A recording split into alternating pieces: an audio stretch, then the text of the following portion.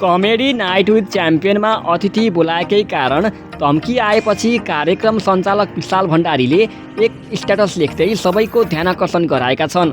धाक धम्की नरोकिए आफूले कानुनी उपचार खोज्ने उनको चेतावनी छ।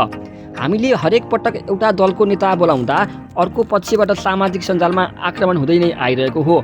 यो कुनै नौलो कुरा होइन। उनले लेखेका छन्, तर भ्रष्टाचार, नातावाद, व्यक्तिवाद र दलको सिन्डिकेटको विरोध गर्दै सडक आन्दोलन गरेका जेनजी समूहका भाइबहिनीले आज आउँदै गरेको एपिसोडको ट्रेलर हेरेकै भरमा महेश बस्नेतले बोलाएको भनेर सत्तोसराप गरिरहेका छन्। ट्रेलर हेरेकै भरमा गाली आएपछि भण्डारीले जेनजीहरूसँग दुखेसो गरेका छन्।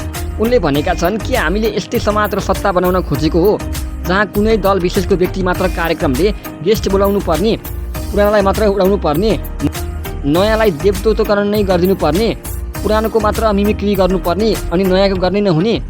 आफूहरू परिवर्तनकै पक्षधर भएकाले कार्यक्रमलाई प्रजातान्त्रिक स्वरूपमा उभ्याएर निष्पक्ष रूपमा सञ्चालन गर्न रोक्ने, छेक्ने र धम्क्याउने क्रियाकलाप नगर्न समेत भण्डारीले सबै दलका नेता कार्यकर्तालाई अनुरोध गरेका छन्।